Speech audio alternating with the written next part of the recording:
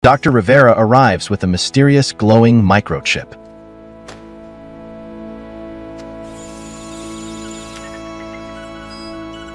She explains that nearly every modern electronic device depends on tiny semiconductor chips hidden inside. Without them, modern technology would stop.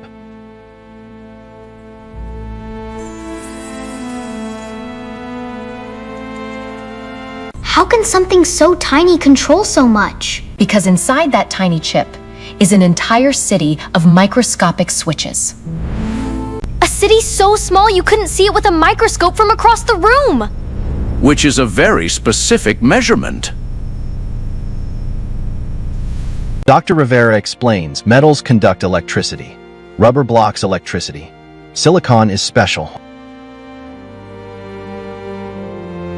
Sometimes it allows electricity to flow, sometimes it stops it. That is why it is called a semiconductor. So silicon can't decide what it wants to be? Actually, that's its superpower. It's the Goldilocks material, not too conductive, not too insulating. Just right. Dr. Rivera introduces the idea of doping. Engineers add tiny amounts of other atoms to silicon. Tap Dr. Rowena. Dina. Some create extra electrons. Others create empty spaces called holes. Together they help control electrical traffic. Pixel Owl rates nut 10. Yovarita, Endoranakid has to investate. We're adding impurities on purpose? Exactly. That's the first time cheating improved performance. Engineering calls it optimization.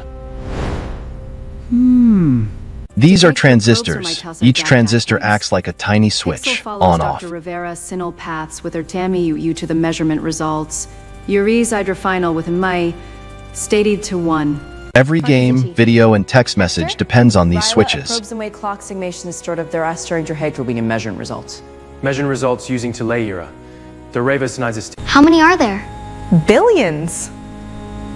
Billions? Your phone has more switches than people on Earth. And they never ask for lunch breaks. Engineers sometimes hide tiny artwork inside microchips.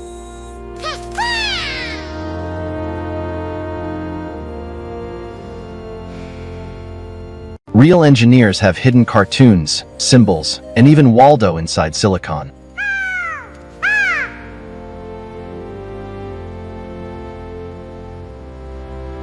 Engineers leave doodles? Sometimes. So chips contain art? Tiny art. The world's smallest graffiti. Dr. Rivera explains that a single dust particle can ruin a chip. Hey, write it out! Flip! We'll get the scan, Rara! That is why semiconductor factories use ultra-clean rooms.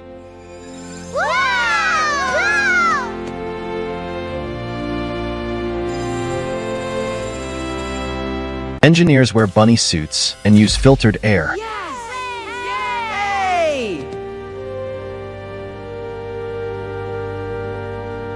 Dust particle looks huge! Compared to a transistor, it is. It's like a boulder on a highway. Or a giant asteroid. They learn the major steps. Step 1, create silicon wafers. Step 2, clean and polish. Step 3, add photoresist. Step 4, create masks. Step 5, etch patterns. Step 6, add materials. Step 7, build layers. Step 8, a chip is built layer by layer like a microscopic skyscraper.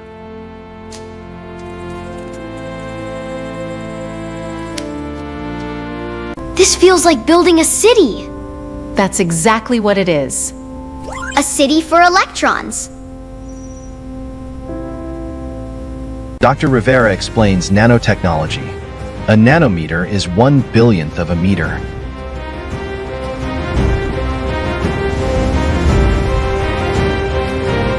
Transistors are so small that millions fit onto a single chip. Modern phones contain billions of them.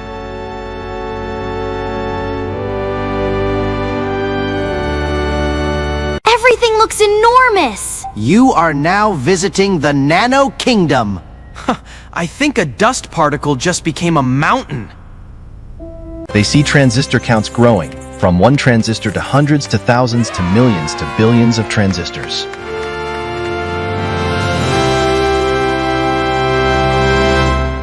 Gordon Moore predicted this growth decades ago.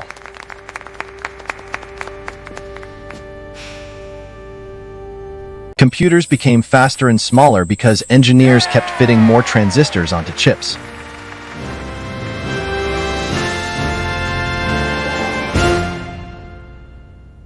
The chips keep shrinking. But their power keeps growing. Like fitting an entire city into a backpack. The students discover the semiconductor supply chain. Here, you need raw materials factories. Shipping, packaging. And finally, assembly. One disruption affects the entire world. As they won retrons as they trod the glowing circuitry. And we're again. One missing material affects everyone? That's how connected our world is. Every smartphone tells a global story. They see smart shoes, smart backpacks, smart glasses, smart classrooms, smart medical devices.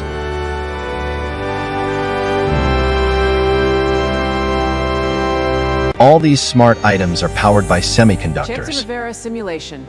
The Drawing Engineering Day systems.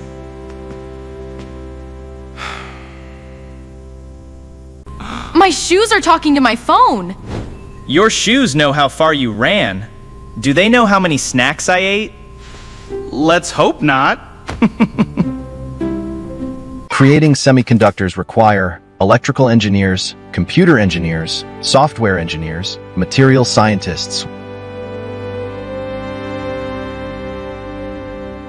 You also need mechanical engineers, physicists, chemists, technicians.